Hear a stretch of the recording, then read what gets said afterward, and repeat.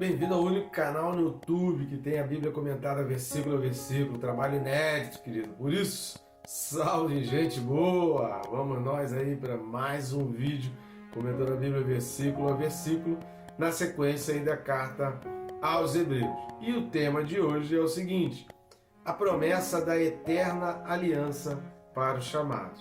Então não sai daí, querido. Fica comigo até o final. Vamos junto.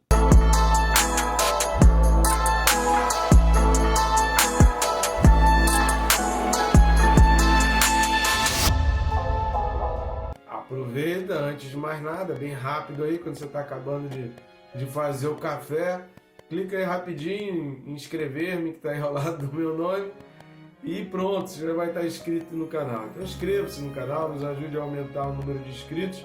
Clica também no sininho.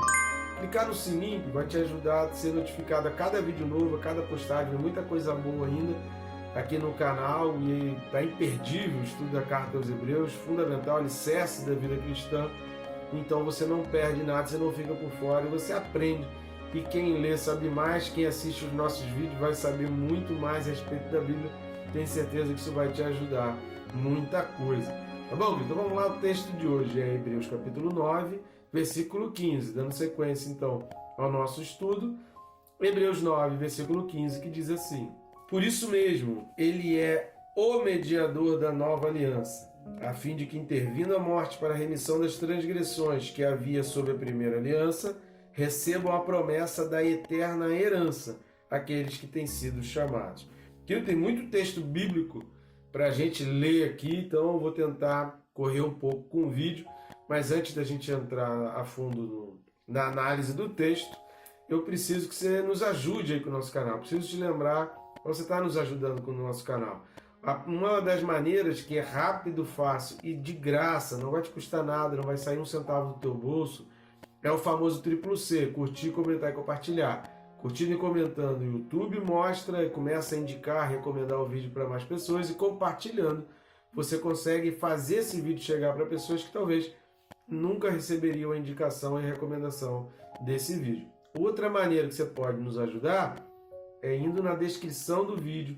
Vai ter lá os links através dos quais você vai ter acesso aos livros que estão aparecendo aqui do lado. Então você vai ter acesso a esses livros que são de nossa autoria, e adquirindo esses livros você está contribuindo com a nossa obra, com o nosso canal, com o nosso ministério, já que estamos aqui num trabalho totalmente independente, sem ajuda de nenhuma instituição. Então a sua ajuda é de fundamental importância. Eu te agradeço, você que já vem nos ajudando. Vamos rapidinho logo então aos comentários desse texto, começando aqui pelo por isso mesmo. Então, por isso mesmo significa tudo aquilo que a gente já falou no vídeo anterior. Se você não assistiu, assista. Se você assistiu, não lembra, assiste de novo. E se você já assistiu e está lembrado, então exatamente, o por isso mesmo é a razão de toda aquela obra, de toda a água purificadora, de toda aquela purificação feita pelo sangue de Cristo em relação às obras mortas. Por isso mesmo, por causa de toda essa purificação e por causa de todo esse sacrifício, de toda a perfeição de Jesus, ele é o mediador. Então a segunda coisa que a gente vai ver é exatamente essa expressão mediador. Nós já falamos sobre isso em Hebreus 7, 22 e Hebreus 8, 6. Mas vamos dar uma lida nos textos, Hebreus 7, 22 e Hebreus 8, versículo 6. Por isso mesmo, Hebreus 7, 22, Jesus se tem tornado fiador de superior aliança. E agora Hebreus 8, versículo 6. Então repare que Jesus tem se tornado fiador ou mediador, que também é o mesmo sentido, e é o que o autor vai se utilizar. É isso que a gente vai ler novamente, Hebreus 8, versículo 6. E diz assim: agora, com efeito, obteve Jesus ministério tanto mais excelente, quanto a ele também mediador de superior aliança, instituída com base em superiores promessas. Aqui, obviamente, está comparando com Moisés, e a gente precisa entender essa questão dessa mediação. Por que a gente precisa entender? Mediador, legalmente falando, é aquele responsável por representar duas partes. Então, o mediador, ele representa duas partes que estão em litígio. Duas pessoas brigaram, duas pessoas tiveram uma desavença, e o mediador é aquele que, diferentemente do advogado, o advogado ele faz a defesa de um lado. mas ele não intervém no outro lado. O objetivo dele é aquele dali. Jesus também é o nosso advogado, mas como mediador, ele é responsável pela reconciliação. Houve essa quebra, houve essa ruptura, houve essa separação, houve algo que estremeceu esse relacionamento. Então a figura do mediador é aquela figura que vai representar os dois lados. Ele entende as duas partes. Exatamente a figura de Jesus, que está fazendo a reconciliação entre quem? Entre Deus e os homens, entre Deus e nós. Ele é tanto Deus como ele é tanto homem. Então ele tanto responde da parte de Deus, como ele responde da parte do homem. Por isso ele é mediador. Nesse sentido, Moisés também foi mediador, como a gente vai ver aqui nos textos de Gálatas 3, 19 e 20. Então vamos dar uma lida lá? Carta de Paulo aos Gálatas 3, 19 e 20. Qual, pois, a razão de ser da lei? Foi adicionada por causa das transgressões, até que viesse o descendente, a quem se fez a promessa, e foi promulgada por meio de anjos, pela mão de um mediador. Quem era esse mediador? Moisés. Vamos dar uma lida lá também na segunda carta de Paulo aos Coríntios, capítulo 5, versículo 18. Segunda carta de Paulo aos Coríntios 5, versículo 18, diz assim: Ora, tudo provém de Deus, que nos reconciliou consigo mesmo por meio de Cristo e nos deu o ministério da reconciliação. Por que reconciliação? Porque ele é um mediador, que representava tanto Deus quanto o homem, quanto nós. Só há mediador se há quebra. Então a figura do mediador, ele só existe porque há quebra. Obviamente, trazendo para nós esse entendimento de que o pecado ele traz uma quebra, o pecado ele faz uma ruptura. Terceira coisa que a gente vai entender aqui, voltando lá para Hebreus 9:15, é quando fala intervindo a morte. O versículo 15 vai falar: ele é mediador da nova aliança, a fim de que, intervindo a morte para a remissão das transgressões. Por que ele fala intervindo a morte? Porque a violação da aliança de Deus, ela leva à condenação, que somente pode ser satisfeita pela morte do transgressor. Essa foi a promessa de Deus lá em Gênesis capítulo 2. Se pecasse, morreria. Adão e Eva pagaram para ver isso. Morte não significa fim, tá? Morte significa separação. Por isso a necessidade da reconciliação. A reconciliação existe por causa da morte. Morte é separação, morte é distanciamento, morte é quebra de aliança, morte é quebra de relacionamento, e é através do pecado. E isso é consequência do pecado. Como Paulo fala que o salário do pecado é a morte, porque a morte gera a separação, a morte gera o litígio, a morte gera o afastamento. E essa quebra da aliança leva à morte, porque Deus falou que isso aconteceria. E por isso que você vai ver, em função exatamente do que Deus falou lá em Gênesis 2, se comer da árvore do fruto, certamente morrerás. É por isso que você vai ver em todo o Antigo Testamento, são vários episódios, eu vou ler alguns textos aqui de Números, porque a gente vem falando de Números, provavelmente no vídeo anterior, e é um texto bem emblemático para esse sentido, para a gente entender isso. Mas você vai ver no Antigo Testamento praticamente todo essa questão de que aquele que pecou precisava ser morto, sai fora. Você viu isso com Acã na batalha de Josué, de Ai, você vê isso com Uzá. São vários exemplos bíblicos que falam dessa questão da morte, trazendo esse simbolismo de que a imundície, o pecado, a quebra de aliança gera a morte. Mas vamos dar uma lida lá em Números 19, versículo 20. Então vamos lá para o livro de Números, a gente vai ler alguns textos do livro de Números, e o primeiro é Números 19, versículo 20. No entanto, quem estiver imundo e não se purificar, esse será eliminado do meio da congregação, porquanto contaminou o santuário do Senhor. A água purificadora sobre ele não foi aspergida, é imundo. Vamos dar uma lida também lá no capítulo 16 de Números, que é bem emblemático nessa questão. Eu recomendo a você ler todo o capítulo 16. A gente vai ler dois trechos aqui. O primeiro deles é Números 16, do 27 ao 33. Números 16, do 27 ao 33. Levantaram-se, pois, do redor da habitação de Corá, Datã e Abirão, E Datã e Abirão saíram e se puseram à porta da tenda, juntamente com suas mulheres, seus filhos e suas crianças. Então disse Moisés: Nisto conhecereis que o Senhor me enviou a realizar todas essas obras que não procedem de mim mesmo. Se morrerem antes, como todos os homens morrem, e se forem visitados por qualquer castigo, como se dá com todos os homens, então não sou enviado do Senhor. Mas se o Senhor criar alguma coisa inaudita, e a terra abrir a sua boca, e o estragar com tudo o que é seu, e vivos descerem ao abismo, então conhecereis que estes homens desprezaram o Senhor. E aconteceu que, acabando ele de falar todas essas palavras, a terra debaixo dele se fendeu, abriu a sua boca e os tragou com as suas casas, como também todos os homens que pertenciam a Corá e todos os seus bens. Eles e todos os que lhe pertenciam desceram vivos ao abismo, a terra os cobriu e pereceram no meio da congregação. Vamos dar uma lida agora a partir do versículo 46, Números 16, do 46 ao 50. Vamos lá. Disse Moisés a Arão: Toma o teu incensário, põe nele fogo do altar, deita incenso sobre ele, vai depressa à congregação e faze expiação por eles, porque grande indignação saiu de diante do Senhor.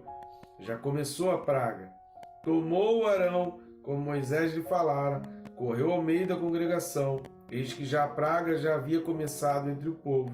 Deitou incenso nele e fez expiação pelo povo. Pôs-se em pé entre os mortos e os vivos e cessou a praga. Ora, os que morreram daquela praga foram 14.700, fora os que morreram por causa de Corá.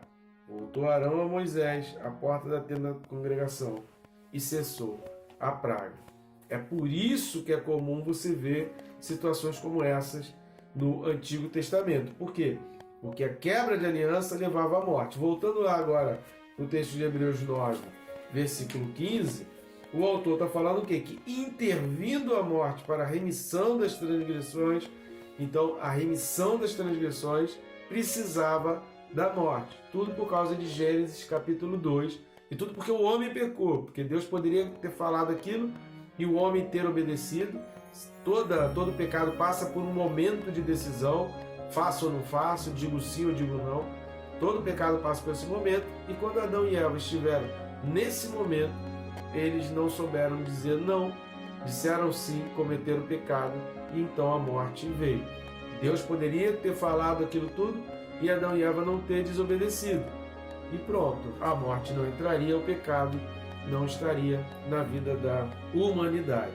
Voltando para Hebreus 9:15, o texto ele vai dizer: a fim de que intervida a morte para a remissão das transgressões que havia sob a primeira aliança, recebam a promessa da eterna herança aqueles que têm sido chamados. Vamos dar uma lida em Hebreus 3, versículo 1.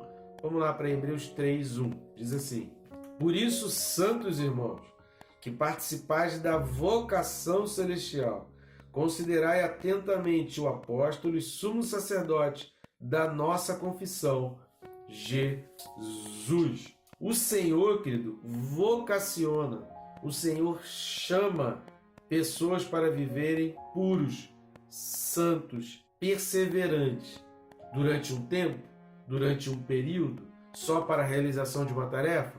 Não, até o fim. Esse é o chamado. Então Deus tem para cada um de nós, e Deus tem para aquelas pessoas que você conhece, que ainda estão no mundo. Sabe aquela pessoa que ainda está no pecado? Sabe aquela pessoa que está vivendo uma vida ainda no pecado? Deus tem um chamado para ela também, para viver puro, para viver santo. Alguém precisa pregar, alguém precisa anunciar, alguém precisa dizer que essa pessoa está envolvida no pecado, alguém precisa anunciar o Evangelho.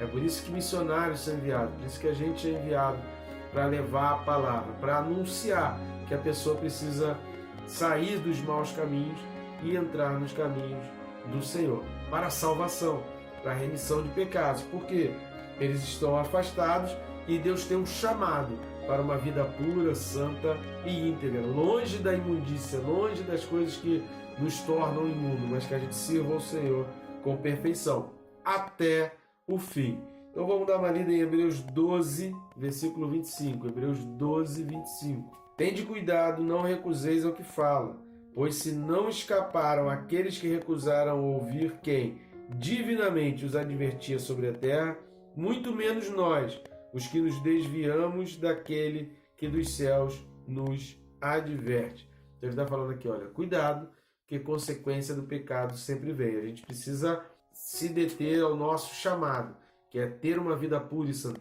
Todos nós, todo mundo foi chamado para viver. Aí passa por aquele momento de escolha.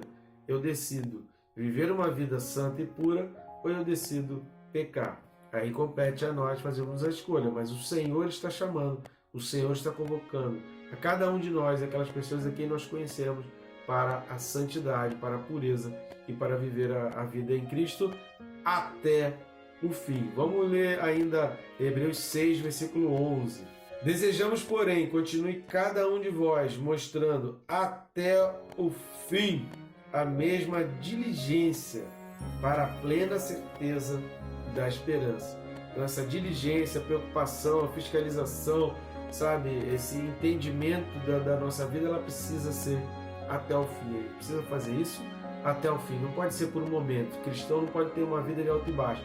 A gente tem que ser continuamente. A gente tem um vídeo aí falando sobre essa questão de viver de uma maneira contínua, de viver numa sequência. Você não pode ter altos e baixos. Você precisa ser constante, sempre abundante na obra do Senhor, entendendo que para o Senhor o que você faz não é em vão. E entendendo que com isso você está perseverando até o fim para receber o galardão e a herança da sua promessa. Vamos dar mais uma lida em Hebreus 3:14, mais um texto, Hebreus 3, versículo 14. Porque nos temos tornado participantes de Cristo, se de fato guardarmos firme até o fim a confiança que desde o princípio tivemos.